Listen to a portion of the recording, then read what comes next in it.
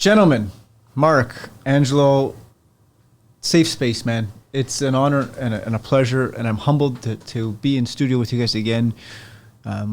We do this enough, yet not enough for me either, because like-minded folks getting together create great things, and the conversations that we have continue to have an impact, and that's what we're doing this for, man. I look at it as we're making up for lost time. Sure. we're just so efficient. We got a long bank because this doesn't, mental health and construction really doesn't get talked about a lot. Mental health in general doesn't get talked about a lot. Yeah, and that's what we're here for. So, thanks again, People First Podcast. Thanks for being here. Thanks for making this happen. I know we've pivoted a few times through a couple of different dates.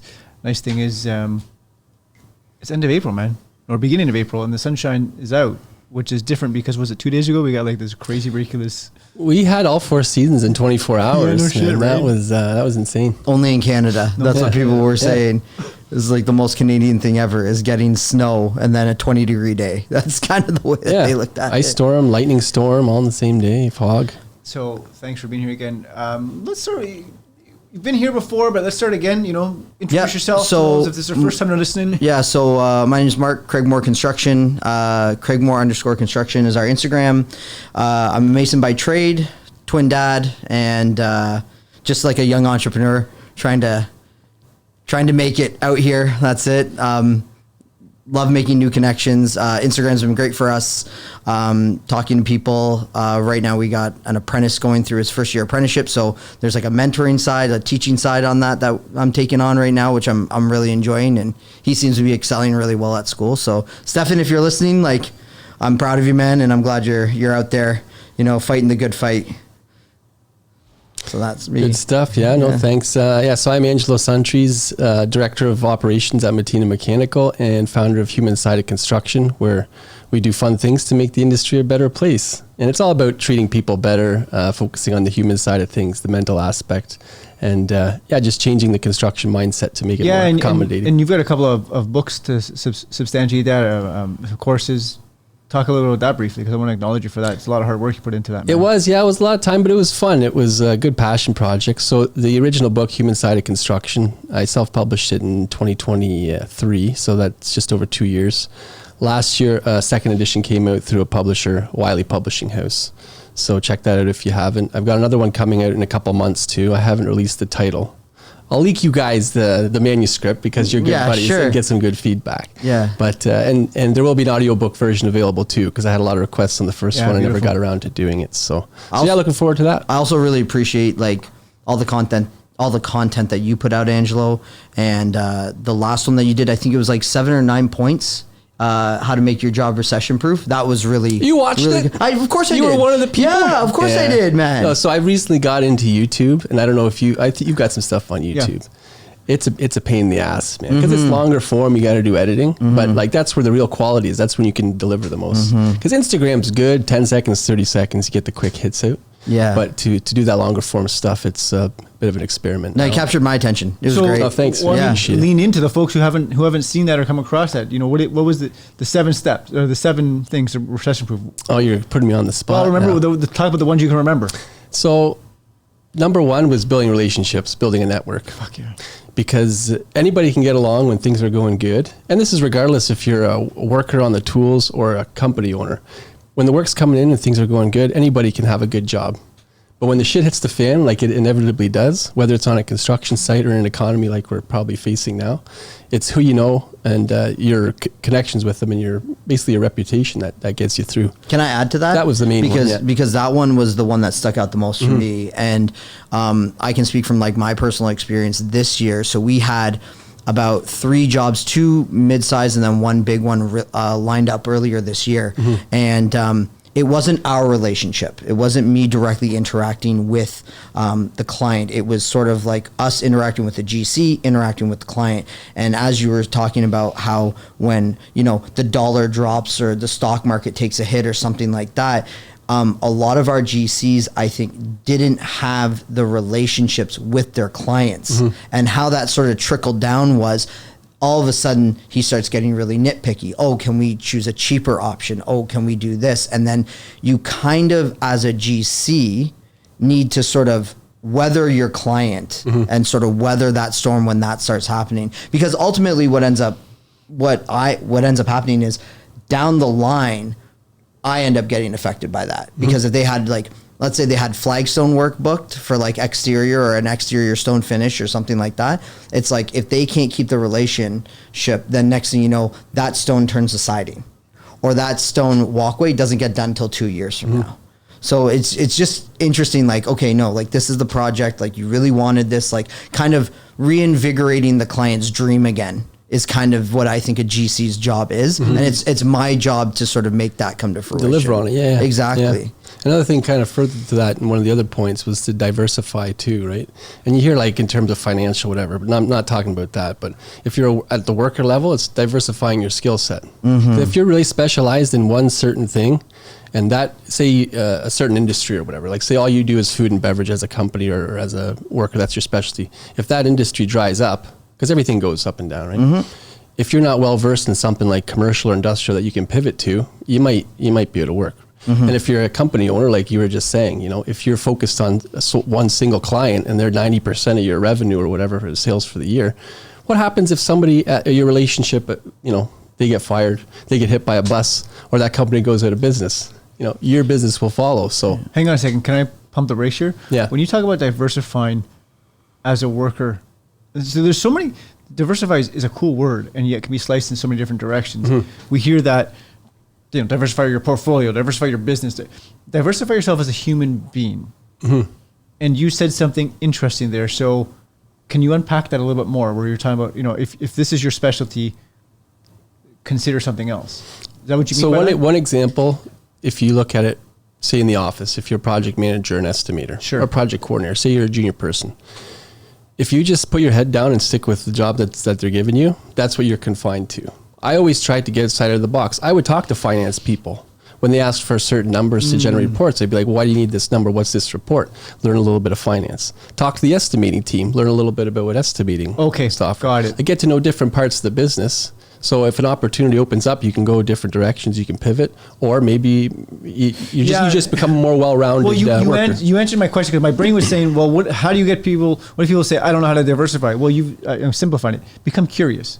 Become hyper curious. Hey, every time, okay, accounting team, what do you do with this number? Oh, I need this report. Okay, what do you do with this report? Okay, you know, just everything. I think this is interesting, because one of the best piece of advice I ever got as a young apprentice was just ask questions. I remember standing outside watching a gas meter guy, and he was a meter reader, I think, at the time. Who remembers? But you know, you ask questions, you just become curious. What do you do? Why'd you get into this? Right? How do you mix mortar? How do you do this? Like, you just ask just to diversify, because that's where things are going to jump out at you. So thank you. All right, that's two. But the problem with that story is if you ask too many questions, inevitably somebody's going to tell you to fuck off and stop asking questions. 100% they will. But you're always going to run into that guy. But then you're just going to keep going. But then you're going to establish the boundaries and expectations. I know how far I can push Mark, or not, right? Yeah. Okay, so that's two. One more. Come up with what? Can you remember one more? One more. Honestly, it was the last point, and it didn't have anything to do with recession-proofing your career, but it was having a contingency plan. What do you mean by that? Well, shit happens, man. You got to always analyze different scenarios, what could happen, and if things don't go according to plan. So having a backup plan, whether it's a different trade, different industry, different, just seeing what else is out there. Okay, let's lead into this one, boys. Leading question. I'm going to lead the jury in this direction. Do you think more times than not, the folks that we surround ourselves, is there contingency plans in place? Do you think people think that far ahead? Are people planning? I don't know. I think this is the most difficult point in time to have a contingency plan. What do you mean? So right now, with the looming recession, with everybody screaming tariff, I don't want to go down the political spectrum, but let's just look at the fact that there's a lot of taxation, there's a lot of dollars that are being taken from people, unknowingly or unwillingly. I think it's safe to say everybody is what they call survival mode. When you are in survival mode, you are surviving for today. You are not thinking about the future. You are not thinking about putting away so that you can maybe take it easy. So I think currently nobody is thinking of contingency plan. And I think a lot of people are going to fall into the category of having to develop new skills. And on top of that as well, everybody should be looking at the environment that they're currently in to seeing if their environment will allow them to build new skills within that environment, which is kind of what Angelo sort of, and you were talking about in the last point, right? Mm-hmm. Is you were saying, oh, you know, like I was with the gas meter guy. For me, when I start hearing diversifying in skill development, masonry has like so many facets, right? So like you have bricklayers, you have block layers, you have stone masons. Then you have stone carvers, you have historical restoration, sure. You have cleaners, you have, you know, like, and then sandblasting, I think, also kind of comes into that whole category of things. And then you also have concrete masons. Well, I shouldn't say concrete masons, but you have concrete workers as well. So there's in my trade, there's a lot. For you, when it comes to electrical, there's like commercial electrical, and then there's residential electrical, and then there's like changing switches and doing this and that next thing. So again, it's really difficult, I think, when your skill set has been sort of pigeonholed. Yes. And you can't build up. And that's scary, by the way. I experienced that when I was working for my union company. I remember as I was leaving, I'd given my 2 weeks and I was going to pursue entrepreneurial, like my company and being an entrepreneur and all that. And I had a foreman, and he was always like this since day one. And he'd be like, there's nothing out there. There's no work. There, like, you're going to, like, basically you're going to die. It's like the desert out there. Sure. And, you know, looking back, I'm glad I didn't listen to him, because I'm a lot happier doing what I do, because my life changed like a lot. And I don't know if I could have done that in the current company that I was working for. Well, I mean, and I'm going to lead into this when we talk about unions, because I've grown up in the non-union sector and lived the union sector. And even today I have the privilege of teaching at the IBEW and doing some work in that space. And I'm going to say this, and it's probably going to piss people off. The unions, I mean, that's one of the biggest sins at pigeonhole. You're a residential worker, you're a high-rise worker, and in order for you to level up, you got to go write another ticket. Yeah. Right. Mm-hmm. You know, electrical, we're speaking, right? So if you're a high-rise guy. Oh, but by the way, now that you have your high-rise ticket, you got to write another ticket to go to do residential. Come on, we're labeling. Mm-hmm. We're labeling, we're pigeonholing, we're suppressing that. We're staying within the system and the restraint opposite of the point that you suggested. Right. Yeah. It's making it more difficult to do that pivot. But. And we always talk about knowledge transfer on this show and mentoring and stuff like that. And I think that's also another limiting factor, is when you don't have people who are critically thinking, and you're pigeonholing a bunch of people, and you're not allowing them to figure out, oh, you know, like, oh, for me, it would be like, why does that brick mason get to swing the arc, but I'm just on the line, you know? Mm-hmm. Or why does he get to figure out all the voussoir cuts for an archway work? Or why does he get to carve all the stone and I'm still just on the line? You know what I mean? Like day in, day out, I pick up the copier paper and I bring it down the hall and I put it here, and I do that for like 30 years. It doesn't, like, but I never ask a question as to, oh, you know, why am I doing this? Or, you know what I mean? Well, I think, and this kind of goes back to what you were saying too, but first of all, I wanted to add something to what Mark said to answer your initial question, but I couldn't because he nailed it. Sure. but I'll try. I'll try to elaborate a little bit. And first of all, 100% I agree that most people live their life in autopilot. Yeah. Like, and I remember there was a very vivid moment. I was in my early 30s, and I forget what I was doing. I was sitting in my backyard or something, just having a drink. And I just kind of realized, like, I didn't really make many decisions on my own to get to this point in my life. And it wasn't like, oh my God, I regret my whole fucking existence. Because all I ever wanted was a wife and kids and family and a house. I had that. But how I got there, I just got on the train when I was in public school. And I finished public school, went to high school. Finished high school, my parents told me to go to university. Finished university, got a job. Got married, had kids. And all of a sudden, I'm like, I've just been on fucking autopilot. The line was straight. Yeah. And I think a lot of people live like that. Not that it's like bad and you shouldn't, because different people find happiness in different ways. But we're conditioned that way, guys. It's very stable. Sure. So getting back to the question now about planning for the future, it's very hard to plan for tomorrow when you don't know what the fuck's going on today. Like, there's so much instability. Even if you could do like LinkedIn news or whatever. Like, first of all, the news is bad because it feeds you all the bad stuff. The top two headlines yesterday, 278,000 layoffs in the States. Recession. Tariffs everywhere. Every time you look at the fucking TV, it's tariffs. It's just fucking... It's fear-mongering. Yeah.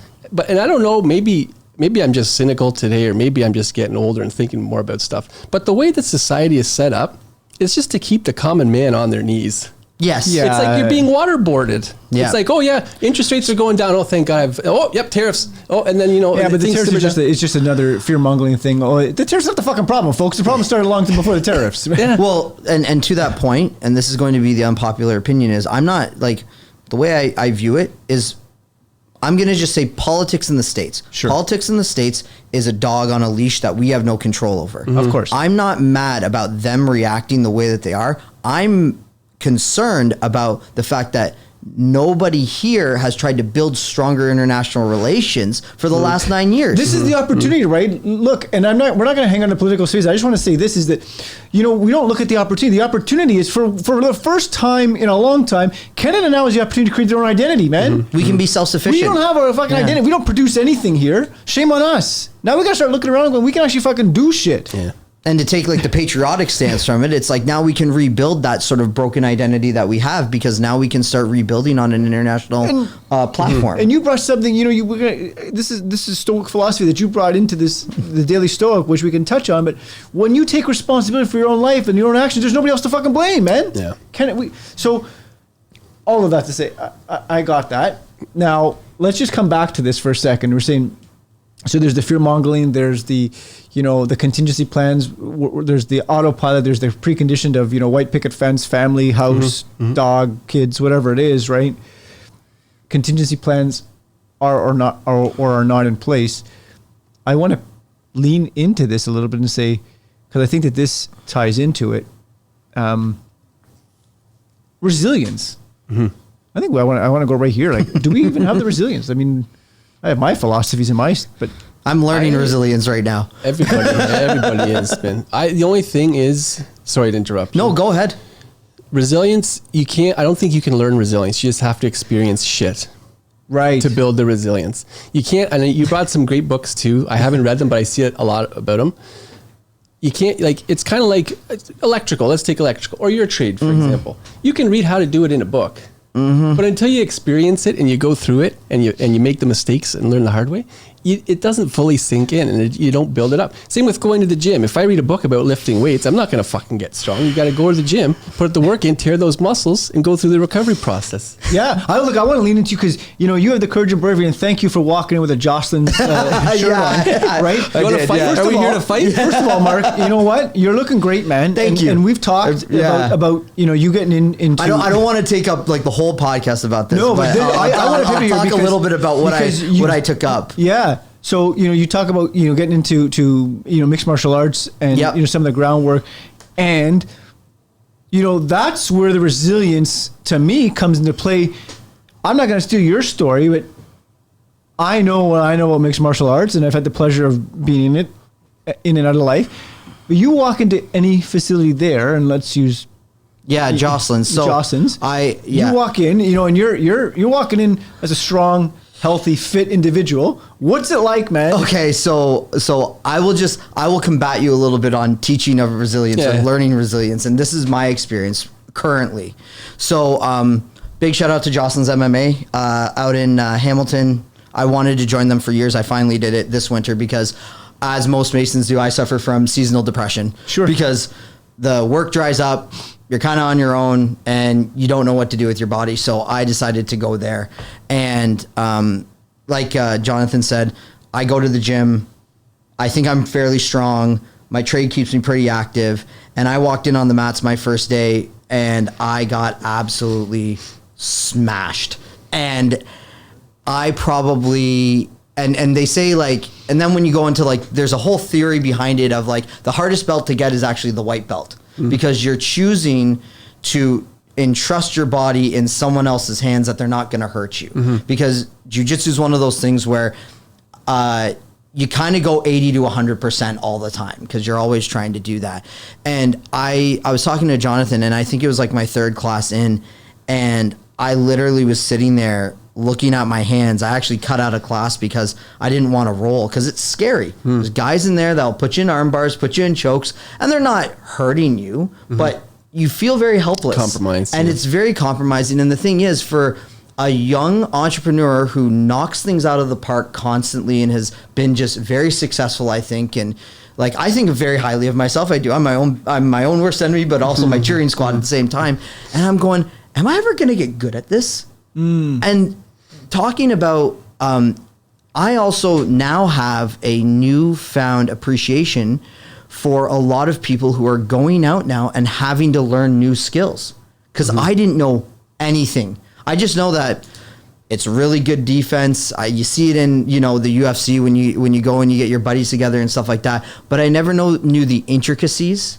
And the thing is too, I didn't realize how much of a mental game it was going to be. I would say that I've walked into the gym and there's one guy that I train with there.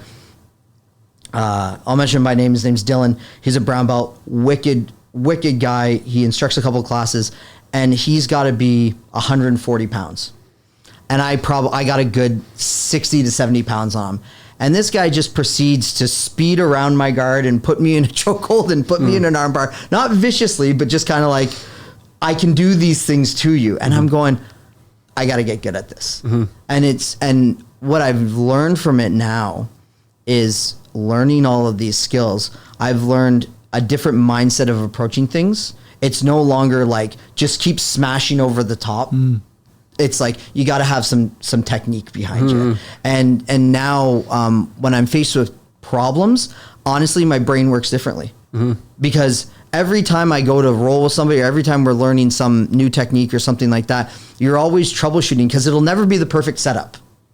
So I think in today's time, I'm seeing a lot of correlation. That's analogous to life, man. Yeah, man. Like that. And that's the thing. A lot of people get hooked on it because of these things, because, you start learning troubleshooting on the mats and then you start being able to sort of, this isn't as hard as when that guy put me in the fucking armbar last night. This is interesting. This touches on both your points of, the resiliency, right, and diversification. You're forced through being in those compromising positions. You're forced to diversify. Right. Yeah. Right. Whether that be in a physical fitness and it's great too because it also teaches you accountability, because in order to get better you have to show up. So now it's, if you want to get good at this, you have to constantly show up, put the work in, and then you have to put the work in, and everybody will tell you the same thing. And it's like, there is no substitution. Same thing that you said, like you can't read about masonry in a book. You have to do masonry. You know what I mean? And that's the same thing with jiu-jitsu as well, as you have to do it. You have to do time on the mat. And, people are like, oh, but I really want my black belt. I really want my blue belt. But a lot of people with that mentality don't make it. Right. Because they're just a question on that, because you mentioned one thing you underestimated or didn't think about was the mental aspect of it. Was it the mental aspect of learning something new and challenging yourself, or just or the tactical side of thinking? Because it's not just brute force and ignorance at that point. So the tactical side comes with time on the mat. So you don't actually, that never crosses your mind. It's more about like, can I do this? And that was like really hard for me to ask, because I don't doubt myself a lot of the time. I'm very cautious in certain situations, but I've never actually sat and been like, is this for me? Especially when, you've engaged, you're 3 classes in, you're like, it's just, honestly, I think everybody should experience it. And it's actually really funny because the guys that you talk to, they're the nicest guys. The guy's just been smashing you, but he's the nicest guy. And they said to me that the reason why they're so nice and everybody's so welcoming in the community is because it really isn't for everybody. And then when I'm trying to explain it to like my family, I'm like, oh yeah, I joined this gym, and so like, what do you do? Well, you roll, and like, I'm not great, but every once in a while I don't get tapped. And they're like, oh, well, what positions are they putting you in? It's like, I know, like a triangle choke, collar choke, an arm bar, a leg lock. And they're like, and you're paying to go get this. But you know what? I've been doing it for about 3 months now, and I'm finally starting. It's being happy with the very little things. Again, this is teaching me so much about. There's so many correlations in construction too, and learning new skills. It's like, everybody sees like the entrepreneur with the cars and the house and all that type of stuff. And it's like, that takes many steps to get there. Yeah.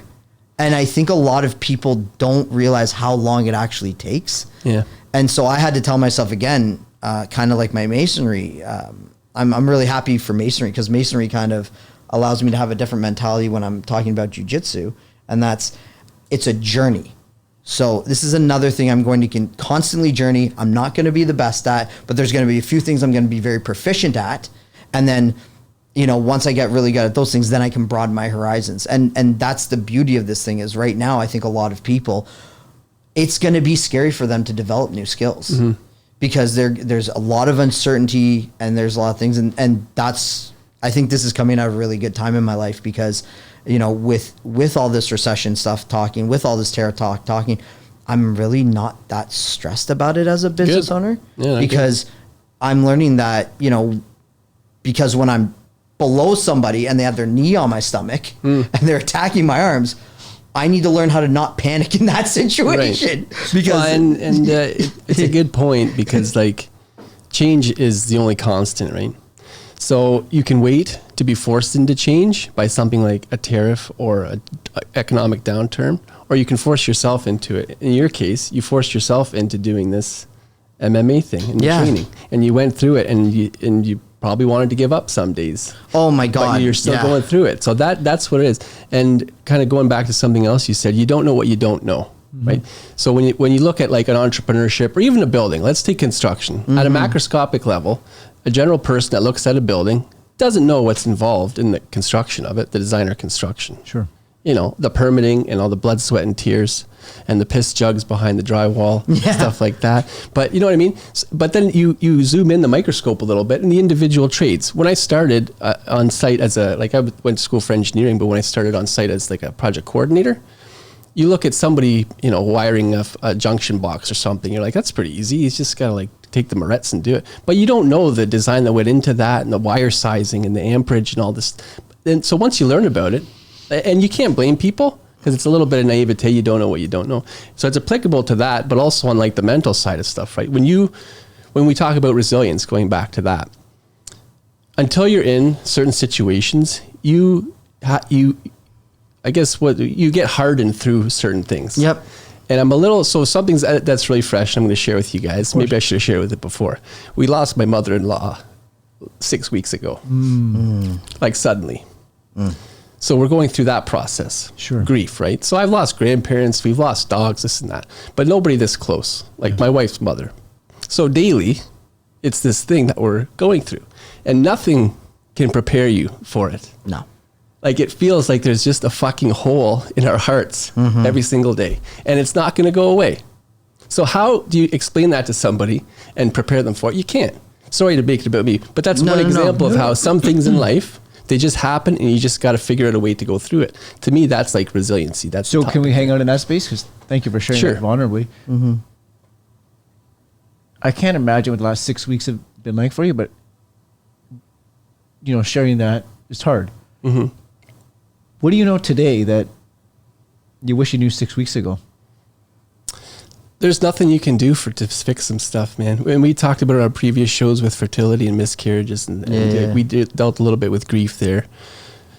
As construction people, we like providing solutions. We like fixing shit. We're pragmatic. You like to jump in and fight fires. And that was totally my mentality, not in this specific instance, but in past similar ones. It's like, oh, you're sad? Why don't we do this to fix it? Oh, this problem happened, we can do this.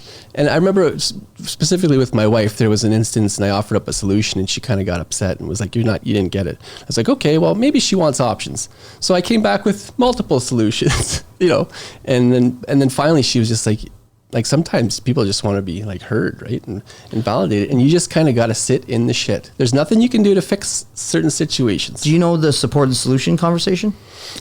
Do you know about that? No. Please. Okay, so me and my wife do this thing where, because I'm very much like that as well. First of all, smash over the top. I'm Guys, strong. I'm strong. I can keep doing that. You just plow through, right? Pump the brakes here for a second. It's not just you. And it's first of all, it's primarily men. Yeah. And primarily men in construction because we're pragmatic. We're solutions, right? Organically, we're the provider and the protector. What do you want to do? I problem solve. Because I want to protect and I want to provide, and we're not comfortable dealing with the feelings that associated with it, and B, not being able to. And I'm bringing solutions to the table right now, and nobody's listening to me. So And we don't like open loops, right? We don't like, oh, there's a problem I can't solve. That frustrates me because I'm supposed to. But my brain's trying to fix it. And when it's your family or your spouse, you're like, I'm supposed to be this person's solution to everything. Yes. So, and it's very difficult. Anyway, sorry. Same thing for me. Like when I'm learning techniques, it's like, oh, I'll just do this, and then I'm in a bad position, So like just bringing it back to my training. But so the support and solution conversation that me and my wife have is this. So she'll come home and she'll start maybe unloading a little bit because she's had a bit of a day. Okay. And I will turn to her and my honest to like, and I'm not trying to be the amazing spouse, but this is just something that we've put into our relationship. And I look at her and I go, do you want support or do you want solutions? And then she has the ability to respond at that point. And if she says, I want support, then yeah, I'm with you. Fuck that person. Like that type of thing. But if you want solutions, like if I was in your position, this is how I would go about it. And I think for a very long time in the beginning of our relationship, we would have our fights, and our fights would stem around the fact that I would constantly be giving her solutions and I wouldn't be supporting her. And then also, I don't know if you guys have this problem, but I have this problem, is sometimes when I get a little bit emotionally charged or I get impassioned about something, I start talking at someone. Do you ever get that where you're not, your voice is like up a couple octaves and you're almost yelling at the person, but you're not, your voice isn't raised like to the point of yelling, but it's raised traffic. Just enough to be like, and this is this, and like it's just can be interpreted. Yeah, and then it's kind of seen as like, whoa, I'm not the enemy here. Like you're clearly feeling some type of way. Like just can we take it down 2 octaves? And we've gotten a lot of results that way. Even both of these scenarios, guys, when we take this into construction now, again, we're pragmatic solution folks. You just brought something huge. Okay, does this person just want to be seen and heard right now, or do they want a solution? And how does it change the game? And you experienced something that is earth-shattering 6 weeks ago that I'm certain has shifted your outlook on things, right? Because like you said, you even jumped in and right away you were just like, okay, fix it, solution. And it looks like today, you can confidently say, what I would share is that maybe that's not the right pathway right initially. And it takes fucking self-awareness, man. That's exactly what I was thinking of, self-awareness. And I think a lot of people don't. I think it comes with time. It took me definitely into my 30s to become fully, I wouldn't say I'm fully self-aware now, but at least acknowledging that, everybody's dealing with shit. Everybody's dealing with shit.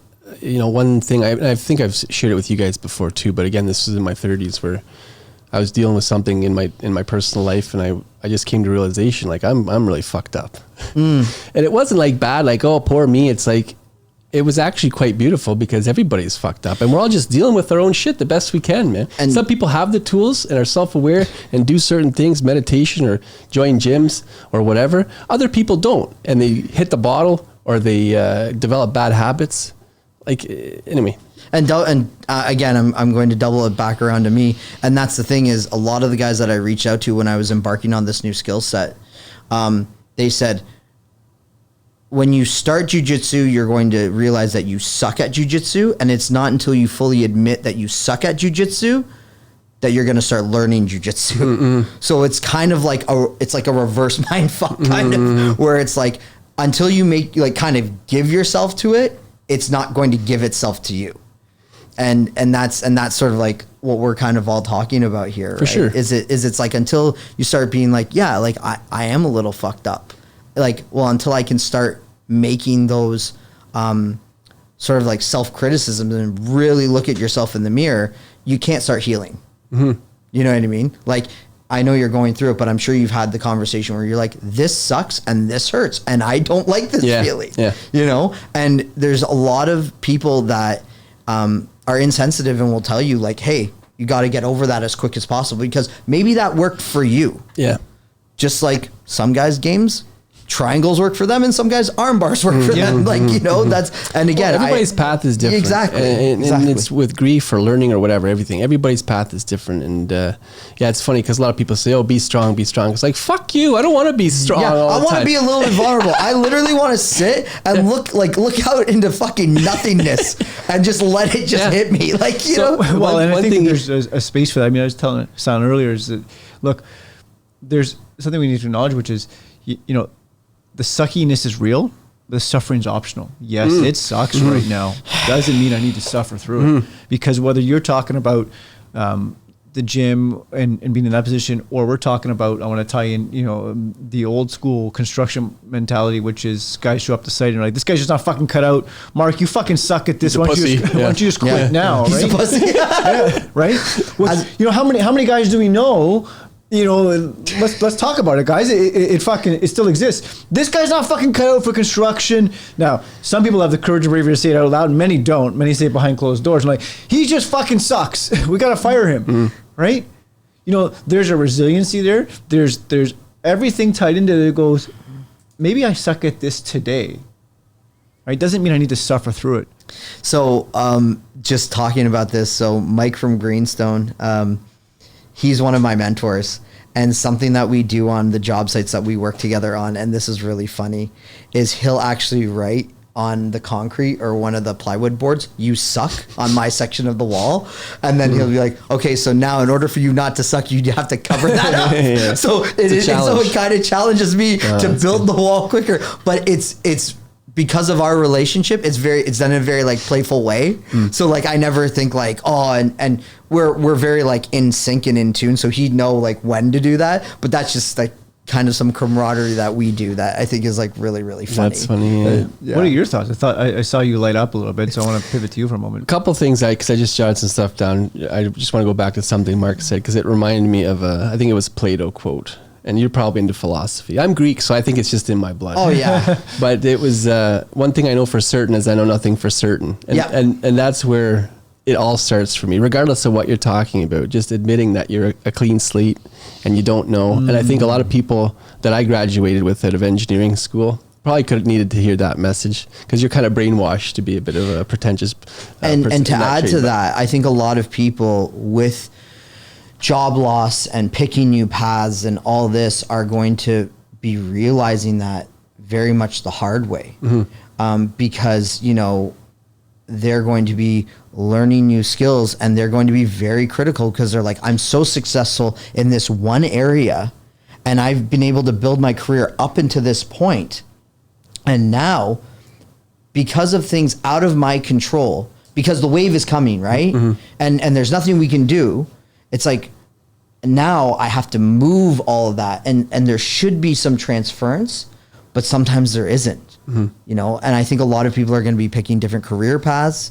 A lot of people, you know, there's some really funny memes where it's like, you know, people in collared shirts trying to hammer a nail and they're missing all the time and that type of thing. And, then, you know, there's a whole like looming of like, you know, AI and stuff like that. And one thing I just wanted to double back, because I just got it in my brain. So I actually had a conversation with another GC earlier this week. And I want to talk a little bit about, I always mix these ones up. Is perception the way you see things, and perspective is the way others see things? I don't know. I always get those. Interesting. I never really heard that. Yeah. Okay. So his I think this is how it goes. So his perspective on the tariffs was they're bad for Canada, and that they're going to cause a mass recession here, because if the auto industry can't ship to the States and we can't ship our products to the States, then the whole country is going to go to hell. Okay. And my perception on it was, I think that the States is lonely islanding themselves by putting these tariffs on. And I think Canada is going to have to step up and start increasing their international trade relations. And I actually think this is going to be a really good thing. So same problem, two different ways of looking at it. Right. And I think that people get really bogged down, and they don't, like you said, like they get so into their world and the horse blinders go on, and and life is so linear, and you get into this sort of like automaton kind of just walking forward, that you never really think, oh, what does the other side of that coin look like? I think a lot of Yeah. people, and it might sound bad, but a lot of people don't think critically about things. No. You just take in what's fed to you through the news or what's in media or Well, social that's the media. easy or whatever. thing to do. Because it's right in front of your face and it's nonstop. Like as soon as you open up your phone, it's nonstop. But to stop and think, like that's a really interesting perspective. Just before. Go ahead. There's something I thought of on that, and then I'll pass the floor back to you. Was my wife's big into gardening, right? And I've gotten into plants a little bit. And one day I came home and she had a favorite plant and she was just fucking hacking it up in pieces. And I was like, what the hell are you doing?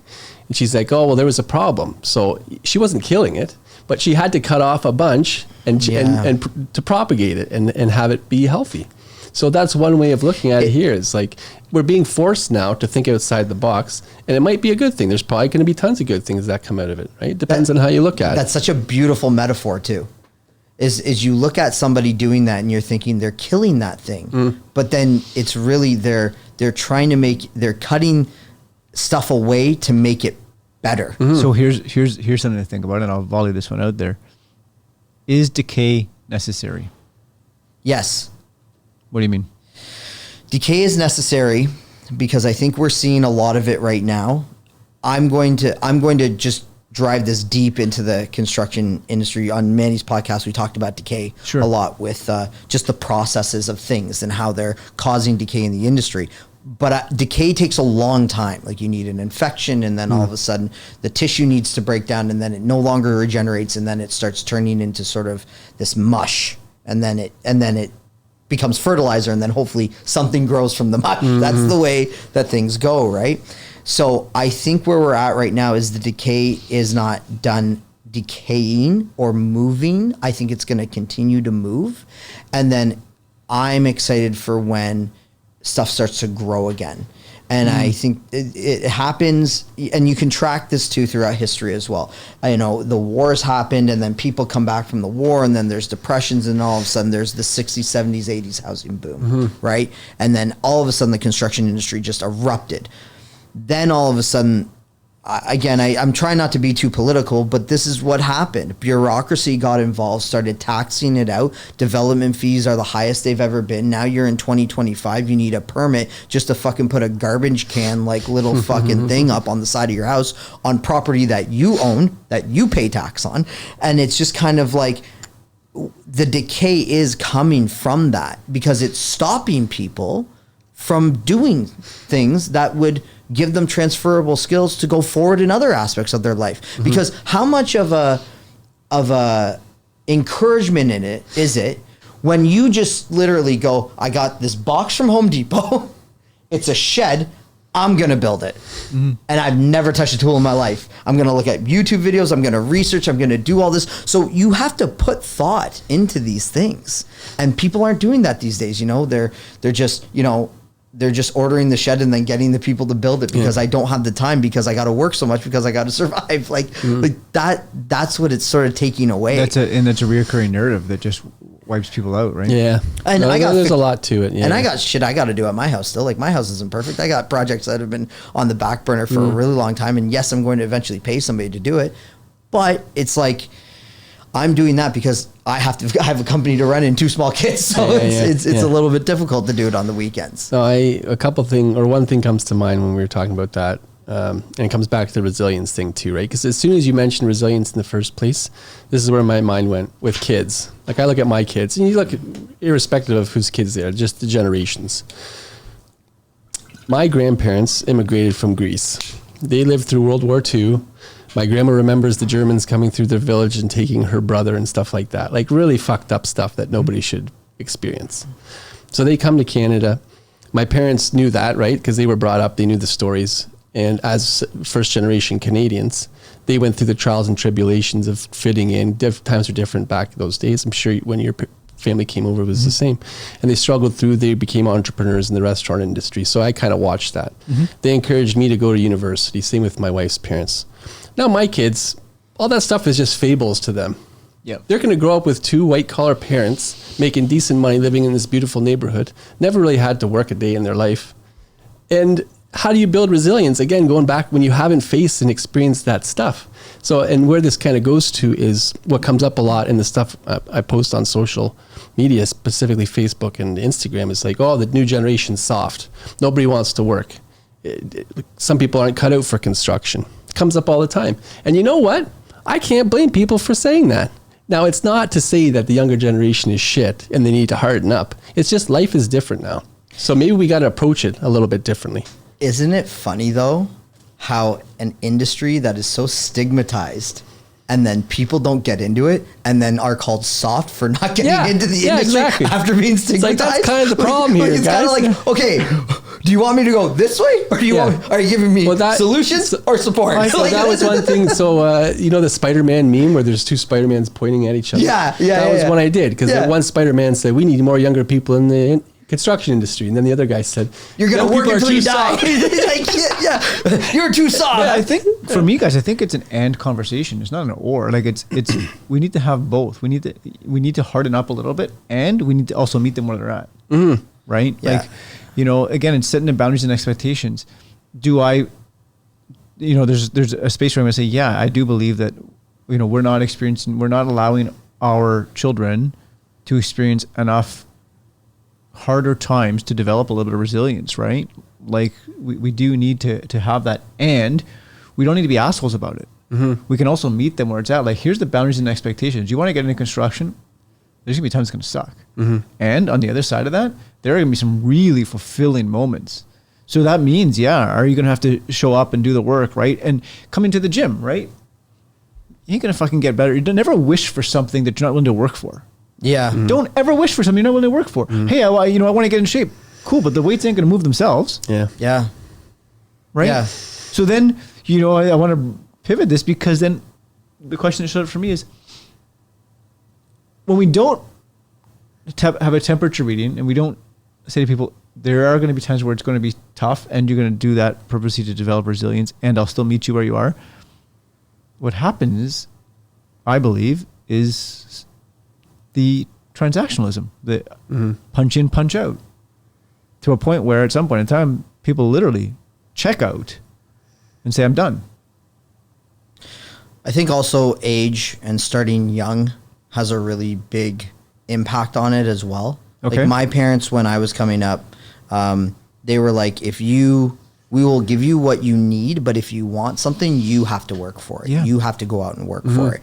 And that's something that I'm not seeing with the younger generation, is they're so focused in on school and trying to get into a university program that they don't think about, oh, you know, I need to get a job just to kind of get my work experience up. Mm-hmm. And also, you also have to make a decision and kind of be real with I have to be real with my kids, and I had to be real with myself at a very young age. And it's, do I want to do the shit stuff now while I'm young and very resilient and don't have like the stresses of like bills, providing for a family, paying for a car, like life stacks up as you get older, right? That's what I'm learning right now. I'm 37 this year. I'm still very young, but that's what I'm learning, is life stacks up.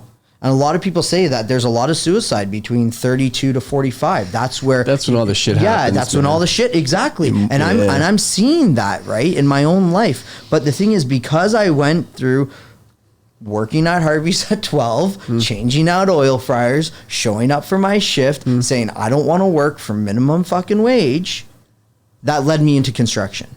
That led me into better pastures. And then again, when I started in construction, I was able to use my body, get it strong, and then learn that strength is a really good thing to have in this trade. So then next thing you know, I'm in the gym a little bit more. I'm able to move a little bit faster at work. I have a lot of drive behind me. People start noticing that. Then other opportunities were, and it's like, but if I never started that at 12, I wouldn't have had the career I have now at 30, at 36, so 37. It's funny you say that, because you know, you worked at Harvey's, but I did at my parents' restaurant. Yeah. I changed out fryers. I cleaned out the fucking grease trap. It was the most disgusting thing ever, cleaning out grease traps. The guy from Greece has a Greek family restaurant. Cliche, right? And it burns the shit out of you too. Like I can smell it still. Yeah. And it's all on you. Splashes. It's But and I remember, I think when I was in it, I was like, this really sucks. Yeah. But I look back now and I'm like, it was the best thing for me. Yeah, Because it taught me how to work. Yeah. Because if I didn't, cause same, I was 13 when I started washing dishes. In a couple of years, I moved into the kitchen. I was just doing short order cooks or whatever, flipping burgers and whatever. But it taught me a lot. I had to show up some mornings at 6:30 in the morning with my dad to open up the restaurant. We had to deal with customers when there was an issue. Yeah. You got to do all this stuff, inventory, and it taught me so much, and I didn't even realize it. Yeah. But that's sorry, go ahead. No, how do we, so now, is volley that back, is how do we inject that into our society and our children today when it becomes really easy to, flip on YouTube and see a guy like Mr. Beast posting fucking shit, and guys just the guys in my mind, I was like, that's the stupidest shit I've ever seen, yet it attracts so much attention. Yeah. You have to kind of cut out the noise and show them what's real, because that's not. What do you real. mean? So I'll give you. So when you're looking at a thing like Mr. Beast or a YouTuber doing all that type of stuff, I think a lot of people see that and then try to be that. Right. And the problem is, it's like the NHL, okay? And I use this analogy a lot. There are, 6 billion people in the world or something like that? I think more now. More now? 7 billion. 7 billion or something like that. Let's just cut half of that out, and let's say there's 2 billion, okay, on this side. And I'm talking about like North America, the States, and South America, okay, who have access to hockey. Okay. Because it's not really big in the UK, okay? So let's say 2 billion. Out of 2 billion people, 1,500 are in the NHL. Yeah. Out of 2 billion. So if you want to be a YouTuber, you have to be the top 1,500. And there are going to be people that are going to have, and by the way, it's just being real with your kids, okay? There are people that are going to have more money than us, have already their inroads there, and are going to have an advantage. If you still want to engage in that, by all means, go ahead. I'm a bad person because I like adversity like that. So like I go roll with the black belt sometimes if they'll have me. So I go up because I'm not going to get better if I don't compete higher, right? Yeah. But at the same time, you have to be very real with your kids.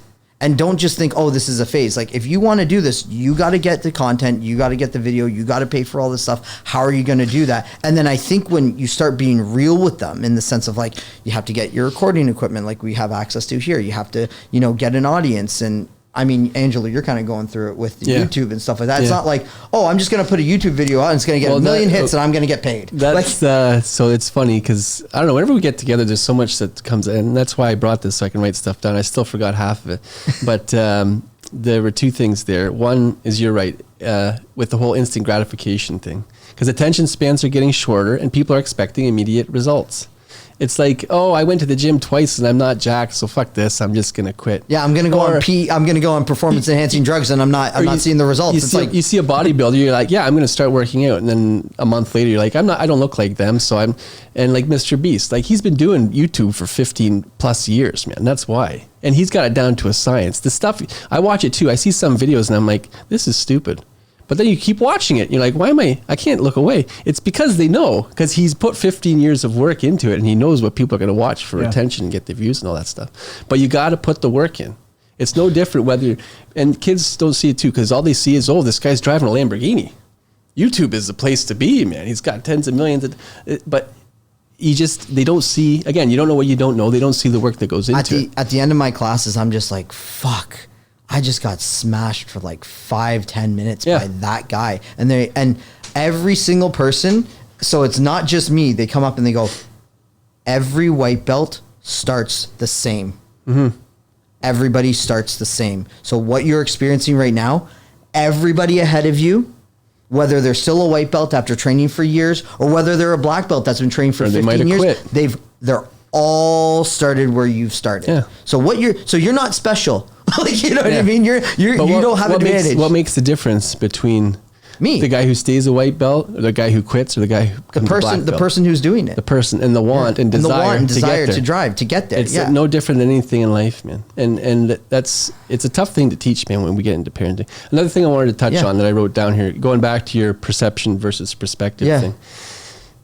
What's the toughest thing for me with parenting anyways, and even when you look at maybe mentoring junior type of employees, you know what you think is best, but how do you know that's best for them? My parents wanted us to go to university because they didn't have the opportunity to do it. And they thought that was the best thing for us. Maybe it was, maybe it wasn't. I didn't think critically because I went on autopilot. I said, fuck, my parents don't want to do this. I'm going to do that. Sure. If I stopped and thought like Angelo, what do I really want to do when I'm older? Maybe I wouldn't have gone to university. Maybe I would have started a business. I wish I would have started a business earlier, but now it's like, it's tougher later on in life. But when you're that young as a kid, 16, 17, 18, how do you know what you're going to do? You have no idea. You don't know. So you'd have to rely on your parents a little bit. So then on the other side, as a parent, you know, how do you just choose something for your kid or maybe get them involved? Like, I don't know where I'm going with this, but do you know what I'm saying? Like, so I'm going to actually tie this back because this is a point it keeps on popping up in my head. And so it's something that I do in my life, and it's called creating space. Okay. So when you want something, the way I see it is, as people were already full. Okay. Like if it's like a circle, it's already full. So what you need to do is, in order to learn a new skill or change in a certain way, you need to make space in that circle that's already full. So that means either letting go of some of your time that you spend watching TV, or, you know, or maybe you make room and you don't work as much or something like that. You have to make space in an already full thing. So the question that I have for the kids of today is, because they have this, is it filling that space? And so now we're sitting there going, well, you don't have any drive. And it's like, well, I don't know how to develop it, because in order to develop drive, I can't be full. Yeah, you need that capacity. I need that space in order to push forward and to develop those things in myself so that I can create room for other things, right? You know what that reminds me of? There's a video, I think it was on Facebook or something. It's actually probably everywhere, but it was like a professor in a class. It was staged, but it was like a classroom. Yeah, with the golf balls. Yeah. So you know this one? No, but go on. He has a big jar, and he puts golf balls in. And fills it right to the top, and he goes, asks the class, "Is the jar full?" And they say yes. I've seen. Yeah. Go on. And then he pulls out a bag of marbles, pours marbles in, and he fills in the spaces right to the top. He says, "Is it full now?" And they say, "Yep." And then he pulls out sand or something. Yeah, and he fills it with sand right to the top. And he said, "How about now?" They're like, "Yeah, it looks pretty full." And then he has water, pours water in it, and then it's totally full. But the whole moral behind it was, you're right. It comes down to management of time, prioritizing what's important in your life. Because we say it all the time, me and my wife, "Well, I wish I had more time for this." It's like, no, if it was important, you would make time for it. That's right. Because you would stop doing whatever else that wasn't a priority. But the problem is now that when you involve kids and stuff and young families, everything's a priority. So what do you do when you have 10 priority ones? And the thing is too, things take your attention very quickly. Yeah. And things have to happen very quickly. So I think we're living in a time where not only, like with our parents, I think a lot of the stress came from the fact that they wanted to do something and we were taking the attention from them. We constantly wanted that attention, right? But now with, I hate to say it, the device is developing a lot of attention seeking and a lot of attention seeking behavior, but it's feeding into that as well. And then it's also creating the sort of like short attention span. So people don't have the focus that they used to just sort of drive things home. And so again, you know, I have a phone. Everyone has a phone. Hang on. What do you mean by that though? So unpack that a little bit. Yeah. Say that again. So when you're talking about, you know, people don't have the focus to drive things home. What?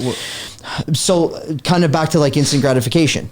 So it's basically like, if my attention span is conditioned for 5-second clips. Got it.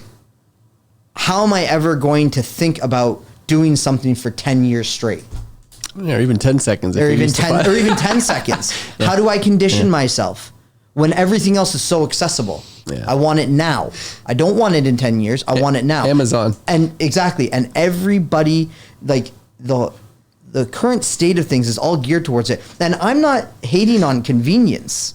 Okay. I think convenience is good. I think the fact that we can send, you know, emails and all that. But the big joke these days is we've never been more connected, but we've never been farther apart. Sure. Yeah. Right? Yeah. So hang on. So we're very pragmatic folks here in construction, especially. What's the how-to? So how do we solve that problem from your perspective? I think that honestly, you need to be more self-disciplined. Me and my wife are starting to have the phone conversation about how we're going to do that with our kids because they're going to grow up with peers that are going to have phones, that are going to have access to this. And I said, maybe what we do, because we're thinking in terms of bullying. Because right now, bullying, before it used to happen at school. And then if you were on MSN Messenger, that's where my generation is from, right? You could say you're away or you can block somebody and then you can kind of turn that off, right? But if my kids are glued to their phone because they're being conditioned that way from an early age as soon as they get it, right? That bullying now follows them home and now their home isn't a safe space anymore. Mm-hmm. So we're thinking in terms of maybe the phone is good for when you're at school. I know it probably won't be good for you at school, but maybe it's good for you at school. And then as soon as you come home, I put my phone away, you put your phone away, and there's a mutual respect now. Until we can figure out some habits or some conditions that, you know, maybe you get 30 minutes on it and then we put it away, we shut the Wi-Fi off or something like that. And you know what? Parents go, well, I need to work from home too, especially people who work from home.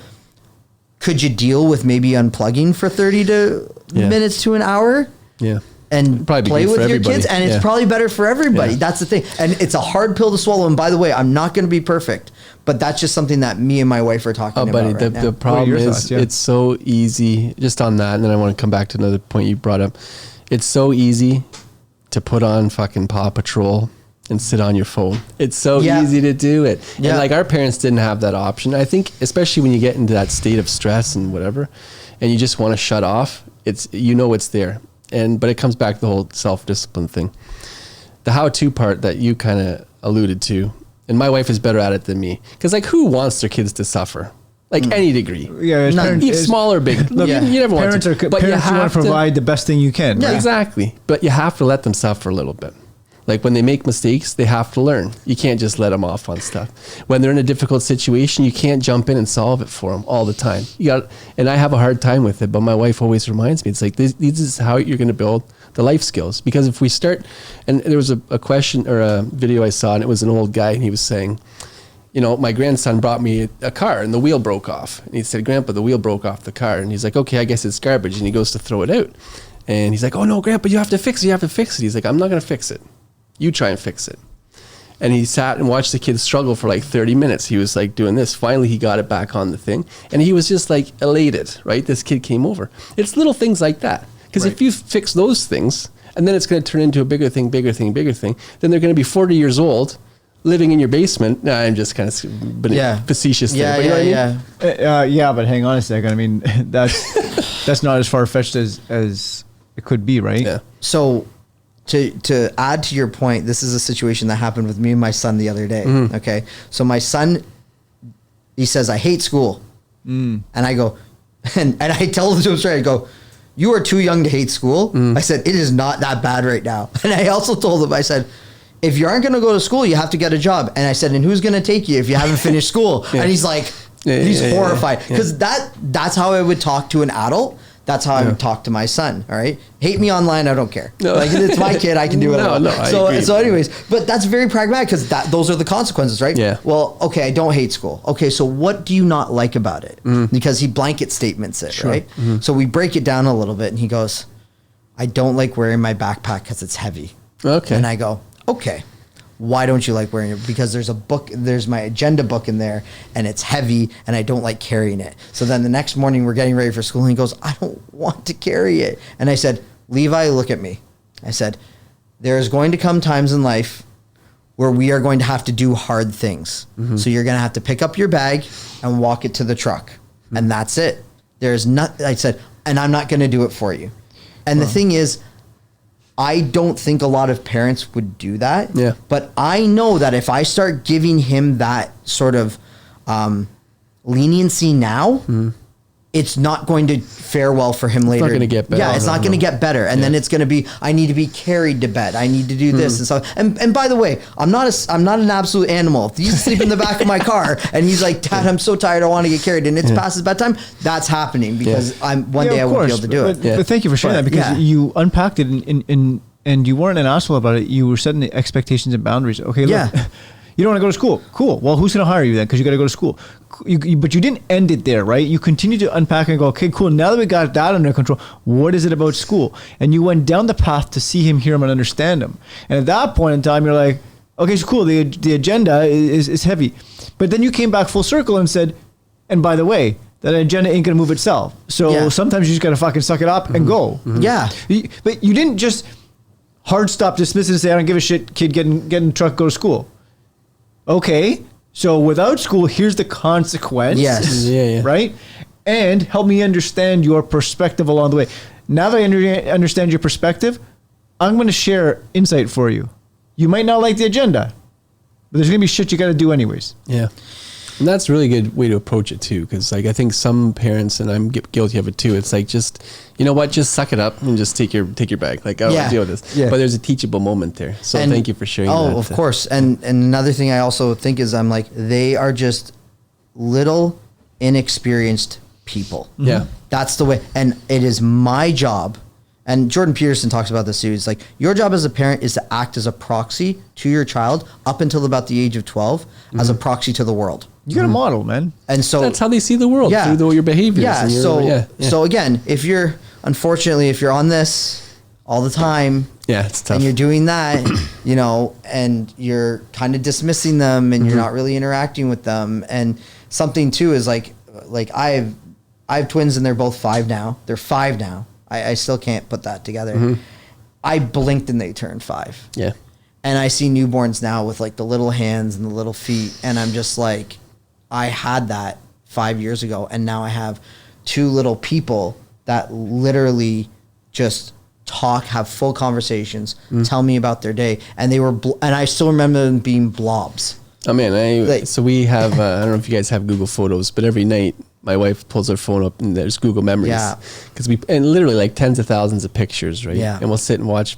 So my oldest is 12, my daughter is 10, and we have a little guy who's 4 too. Yeah. And you're right, you see those moments, you're like, wow, it feels like such a long time ago. It feels like it wasn't even in existence, right? So. And certain reminders too, like you're never going to get that time back with your kids. Yeah. And I think a lot of people, especially in the construction industry, they work the 50, 60 hour weeks for their kids, but it's like, you still got to see them. You still got to be like a part of their lives. It's for you and for them too, right? Because they need that. So on the kid thing, this is really interesting. So I don't know if you guys have ever thought this, because I think about it a lot. Think back to when you were like in high school. Okay, I remember in high school, I started working at the restaurant and I was like, I am so busy. I got so much. I got homework.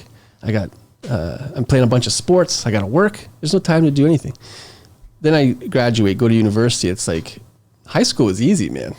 University is so busy. I got so much class. I got to study. I'm doing this for partying and whatever. And you graduate university, you start working. You're like, fuck, university was great.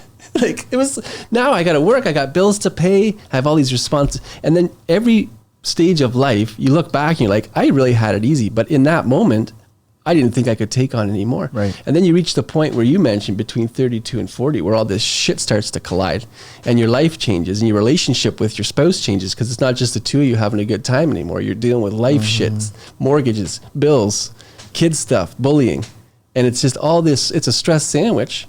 And, I don't know where I was going with that, but like, no, I get where you're going with it. The only thing I can like just keep on recollecting in my head, because it's so like present, like because it just happened to me, is every person I've talked to at my gym and I've rolled with and I've trained with, they look at me and they go, oh, I wish I was a white belt again. Yeah. I wish I had that sort of like those awe moments of like, oh my God, like I'm learning this new technique and it's so great. Because as you grow older in a sport like this, the expectation becomes higher. There's some guys who will just always kind of they'll find a certain thing and they'll pigeonhole themselves. But again, that's them doing it to them, right? But if you really want to journey through this particular sport, you got to kind of really take the present for what it is now. Yeah. Because if I decide to, and I hope I do, once I hit the next belt, people take it less easy on you. Yeah. Life is very similar to that. You know what I mean? You're going through, you're a kid, you're running around with a water gun, white belt jujitsu, man. Everything's a new day. And then next thing you know, you hit high school and maybe you get kicked in the teeth a couple times. You're a little competitive. You're a little edgy, you do all this. And then all of a sudden, as you grow through it, it gets harder and harder and harder. The problems get bigger. They get more detrimental. You can kind of foresee what's going to happen. So right now, I'm learning to be very much in this present moment And and that's the thing is like when you're in high school, you wished for the day that you turned 19 so you could start drinking at bars. You know what I mean? But you didn't realize that the days that you were living were probably some of the best days for sure of your life. Because you don't realize what'd you do in the summer? Like, you know what I mean? Like, if you had a job, use the money to go buy booze on the weekend and you party with your friends. You don't realize what you have. And it's funny. So our 4-year-old the other day, he was on the border of a meltdown, and we were just like, we put our foot down and we're like, and he goes, "You're stressing me out." I was like, it's like, you don't even know what that means. But how do you explain? I'm not going to go off on a 4-year-old and be like, I'm stressing you out. Like, I got all this shit going on and you're giving me a heart, like, and you don't want to tell your kids, you know what, guys, life is shit. But sometimes it is. But you got to let them experience that and just kind of guide them through. And it's no different if we want to relate it back to construction, right? Like, we've onboarded some new people recently or in the past, and sometimes they come to you with questions. You're like, you're wasting my time with this. Like, this is, and you're so stressed about this, but you have to put yourself in their perspective, right? And it's like getting out of your mental bubble that we all, I think, are stuck in a lot of the time. It's hard to get outside of that and see things from outside of your own zone. You know what I mean? As you're talking about this, all I can think about is some of the conversations me and my wife have. And I told her the other day, like I admitted to her, I said, I was never taught how to regulate my emotions. That is something that I had to do by myself in the stages when they were happening. And depending on who was around me at the time, I could go completely off the fucking rails. Like, when I was younger, I had a bit of a temper, I'm not going to lie. I'm a lot better with it now because, again, I've had to do a lot of in work to get to that point because I didn't want to be that person. Yeah, but hang on. Let's just pump the brakes here because this is important. And I've heard you say this before. So if you're willing, please unpack this. Like, what does it actually mean? A previous version of Mark had a high temper? Yep. So previous version of Mark was unregulated in the sense where I could escalate my temper to be hurtful as well as vindictive and a lot of other things. And it was generally close to people that I love. It was never people outside of that, as most things are. And so what did you notice from people around you? Well, you hurt the ones closest to you. That's something I noticed very quickly. And then it was because it really came down to, it was like everybody around me was incompetent. So, and then when you mix that with a tradesperson at the same time, it's like, well, now you're double incompetent. Like, not only can you not lay a brick, but you're also a shit person at the same time. Like, it's just that's kind of the way, like the escalation of things too. And then I also used to fight with my parents too. Like, I was also very strong-willed and push back, and I was the rebellious one. My sister she was great. She was a great kid, good at school, never paved the way for me. I was the underage drinker, football jock that goes out and parties on the weekend and comes home at 3 a.m. That's who I was. So what shifted for you? So what shifted was my wife, because we got married and then things weren't really changing. We were still having like some pretty large fights and stuff like that. And then I just said to her one day, like when we weren't fighting, but it was like after one of them, I said, I don't want to continue to be this person because there's no growth there. Like, I'm not going, like, either our relationship isn't going to survive or I'm not going to make it, basically. And so I had to be very critical of myself. Like, this is not the way I want to conduct myself. And then I also read in, I think it was Marcus Aurelius said this. I think it's in the Daily Stoic. It's like, when you're getting to those emotional thresholds and those emotional barriers, imagine somebody who you really respect is in the room with you and how they would be, or even if you can do it for yourself, take yourself in a calm mind and put yourself in the room and think about how you would react to this person reacting to your spouse or your partner that way. And if you can do that, then you've already kind of won the emotional battle. But again, nobody really showed me how to kind of deal with those How things. did you get to that point though? Like, what, I know you mentioned like with your wife or whatever, but there's something inside of you that instilled that seed that blossomed into like the whole self-awareness. Yeah, thing. and 'Cause I think a lot of people are missing that. Or the relationship is just like on the brink of either you're gonna change or the relationship's over. Was it like a life-altering event, or was it just like something that the reason I'm asking is because I remember reading too that it was some quote, I'm not going to do it justice, but between every stimulus and response, there's a decision. Sure. Yeah. Whether you know you're making it or not. Because Yeah. some people, if there's a confrontation, they won't think twice, they'll just sock you in the face. There was no thought behind that. It was just a snap decision, a knee-jerk reaction. But other people, like you were saying, you have to consciously, if there's a stimulus, you got to stop and think, not like literally stop, but like there's something that happens in your brain that says, okay, picture yourself from a third person or somebody. You know what I mean? So like what, for you, I'm like, trying to dig to find it. I think it's just the way that I'm put together. I always want, so when I try to be right, I always think I'm wrong first. And then if I'm arguing with somebody or I'm in conflict with somebody, I try to see it from their perspective first. And then I try to work into the way what's happening with me. And I can tell you, I've probably been working on that for, I would say, 9 years. Yeah, because it's really it's very Sure, difficult. well, when you're you see never red, done, man. No, when Yeah. when you see red and you're in that fight or flight state, it's really easy for us to sit here in a calm state, having a glass of water and say, yeah, man, just, pitches. And like, yeah, fucking try it, man. the more though that I and again, jiu-jitsu in life, the more I push into my opponent, the more openings they're going to have to submit me. Got it. So the more I push into my anger and my strength and all that with no focus, the more I'm going to get angry and gas myself out. Yeah. So the thing is to be able, you can choose, and this is something else too, is people don't realize, but you have a choice to disengage from your emotions. That can be good or bad, but you have a choice. Like, because no one's perpetuating that anger and that situation but you. Because the other person didn't just hijack your brain and shake it around and make you angry. It was you that is allowing yourself to level change so quickly. And it gets to the point now where me and my wife, we do argue. We don't have the perfect relationship, but she is perfect. I'm not. Did you get that on the record? But I now notice, me and my family were yellers. We would yell, and it didn't really matter how loud we yelled. We didn't care about the neighbors. So anyways, it was just we had a big house. It was fine. But it's one of those things where when I notice myself raising my voice, even if the kids are like put down to bed, I will actually now level change. I'll say, I'll stop myself and I'll say, I'm raising my voice. I'm sorry.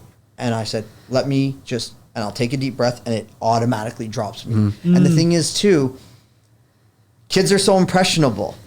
So I don't want Levi to see me losing my shit and think that's okay. Yeah.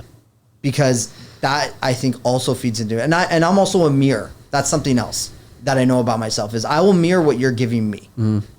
So again, but that takes self-work, self-awareness, analytics, tracking your emotions, all that type of stuff. And then, not to mention, if you want to shift this to the construction industry, right? When you're dealing with people, you don't know what their emotional tools are. And I do believe that HR, I know everybody hates HR, except HR people. But the thing is, I think that's where HR came into construction, was to sort of teach people how to regulate these things, but now they're just seen as a pain in the ass and a nuisance.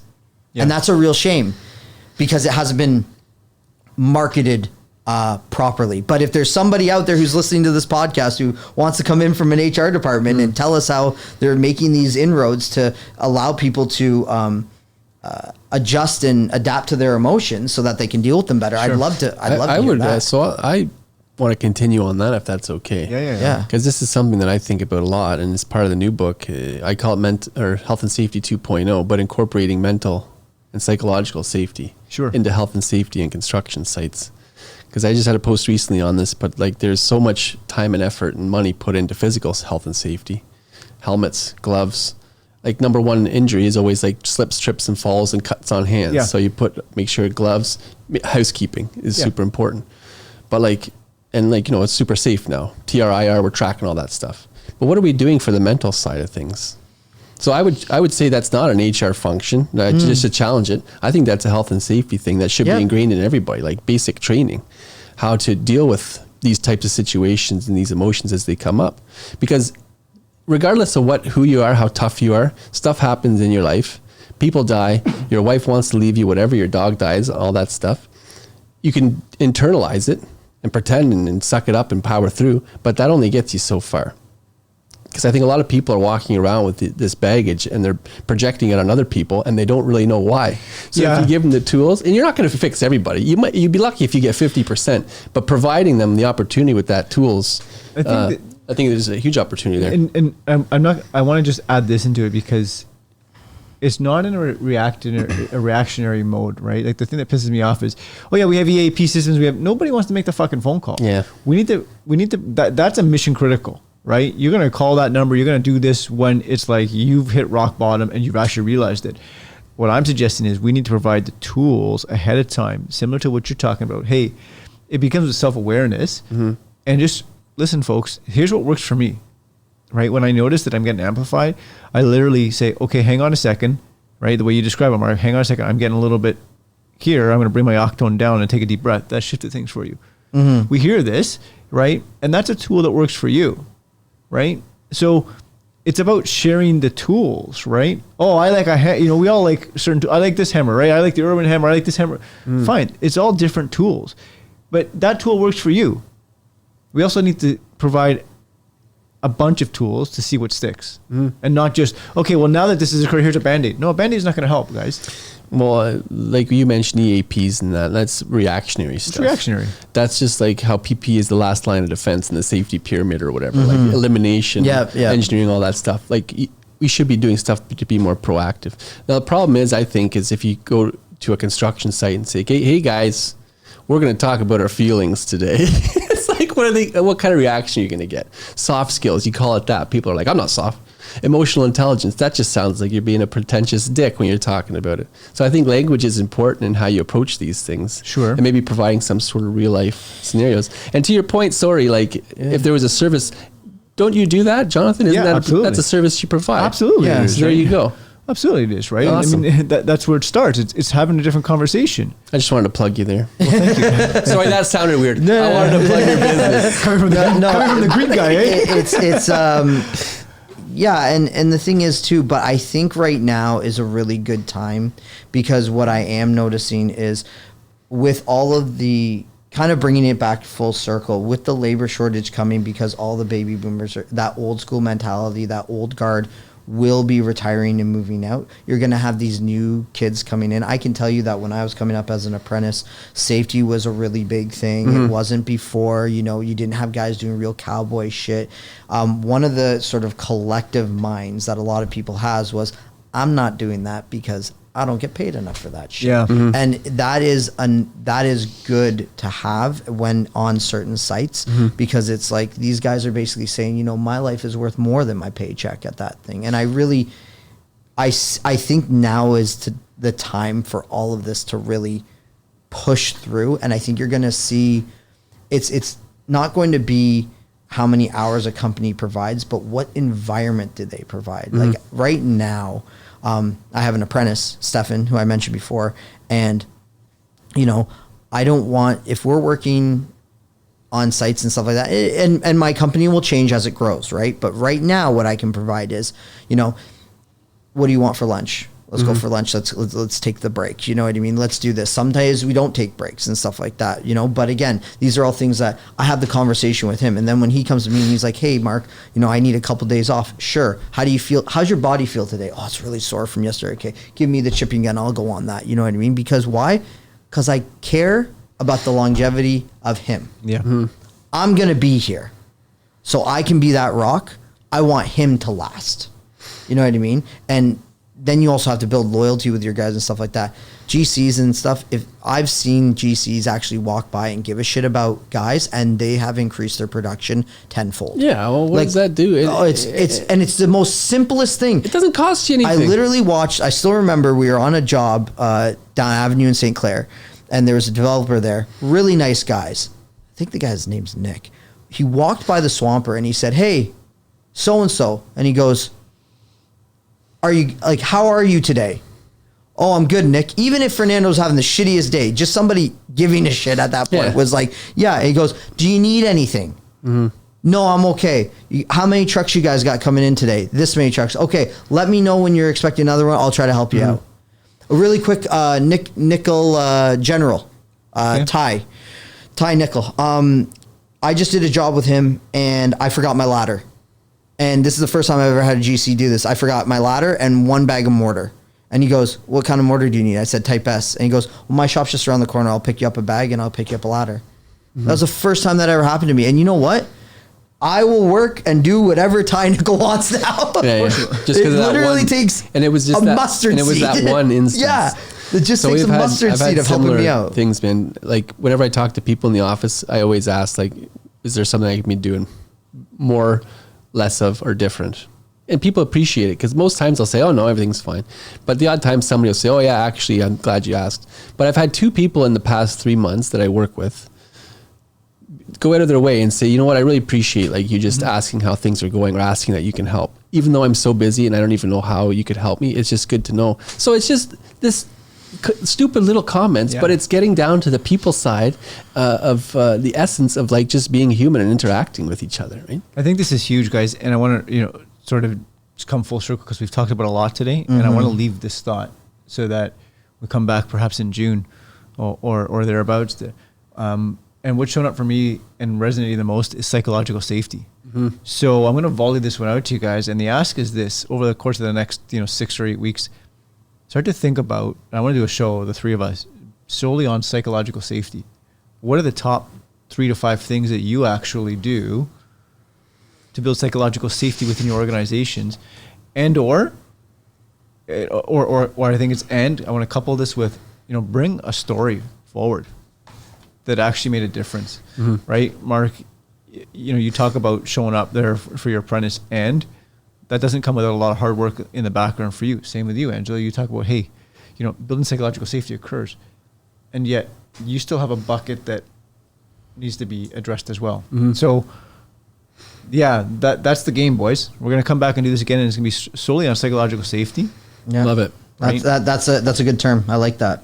Because that's what it is for me. It's psychological safety. And we're demonstrating that. We're doing that. But I want to give toolboxes out there and say, fuck, guys, try 1, 2, 12 different things. Throw it against the wall, see what sticks. Mm-hmm. That's how we're going to change things. That's how we're going to make a difference. For sure. And the thing is, I think you'll attract more people, because the thing is, like, a lot of people will tell you that it's like, "Oh, why are you staying with so-and-so?" Well, they treat me like a human being. It's the experience. And that's why people like emulate Google offices. Yeah. Because they're like, "Oh, well, we got all the snacks we want and all this," and they're like, "Yeah, but Google makes billions of dollars and they're political." Who cares? It's like the people that walk in those doors every day, they're like, "I walk in here and I would say 90% of my needs are taken care of just by them." That's it. Because they want me to do 10%, and then they want the other 90% to be my life. Yeah. Because they believe. Well, the profits occur organically. You do all the right things. The profits are going to occur that's what I was going to say. You know what else that impacts? Not just your employees, your customers. Sure. Yeah. And this is it might seem like it's not related, but it is. I was talking to a guy at Costco. I was getting my propane refilled for a barbecue. And we were talking, because there's a new store going up in Oakville, I guess. And he's like, "Yeah, everybody comes here because the staff is so great. Like, everybody's so happy. They're customers." The Mississauga store, I guess, has a terrible reputation. People will drive all the way from Mississauga to Burlington just because it's nicer to shop there, because the people will say hi to you and they'll help you out. It's like there is a huge effect. And the cost of just being nice to people and creating that environment is zero. But I think the problem is, and we might leave it for the other show, but as a primer too, it's like, what are some of the barriers in the way? Yeah. Like, it would be good to talk about, hey, try this, this, and this, but be mindful because you're going to face this type of thing. Here's what could occur. Yeah. And I think in today's day, again, with that instant gratification, and these are the downsides of it too, right? Is when you go on a Home Stars and you grab a contractor and you're like, oh, this guy's price is da-da-da-da-da, right? And you go with lowest price, mid price, or whatever, but you never physically meet the contractor. Mm-hmm. That is really bad because he might show up and the personalities just don't click. I will say that probably because our business is mostly word of mouth. Sure. I will say that 90% of our clients probably stick with us because I go over and above. I always ask them how they're doing, if they have any questions or concerns about our quotes, and I am 100% responsive. Mm-hmm. And that takes no money. That is just me as a person. And I think a lot of contractors these days, you have to start not just marketing yourself on Instagram, but actually start being very personable to your clients. We've had 4 years of construction being crazy and everybody making money hand over fist. I think now in this time where things are starting to get a little thin, maybe a little scarce, you have to talk to people nice. You have to be really responsive. And I think that's going to net people out a lot of success in this uncertain time. I might go out on a limb here and say that I think part of the future is a little getting back to more traditional ways of communicating. I think people might be tired of, I see it with like email marketing. Like you get so much shit now from spam, and it's super targeted because they use AI. It's got your name and your title, and it's personal. It might even say, oh, something about you. Like, how the hell do these people know this? You know, it's just a mass thing. People are so sick of that nameless, faceless thing. I think you're onto something. My joke right now is this is something that I talk to people about, is I said, I shit you not, in 20 years, maybe 30,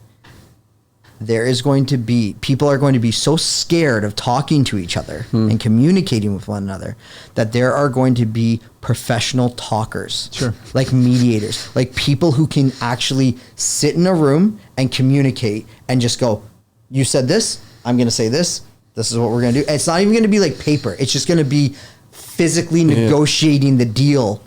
And it's going to be one person designated. And it sounds great. But the thing is, because with AI and all the things with ChatGPT, how do you know who's real on the other end? You don't. So this is a perfect lead up, guys, to the next show. It's about creating an experience and how we do that now. Yeah. So, let's make a note for that. Sure. Psychological safety, creating the experience. It's, stand by, folks. This one's coming out. Yeah. Perfect. Gentlemen, I could talk to you guys for hours. And I know. We're just going to do another show because I appreciate you. I'm honored to share space with you. So thank you for making it out here. Thanks for the platform, Jonathan. Likewise. Thank you. Yeah. Love what you're doing. All right, guys. Till next show. Let's get the brains going. Let's keep making a difference. Awesome. Sounds good. Thanks, guys. Thanks. Thank you. Okay, it's on our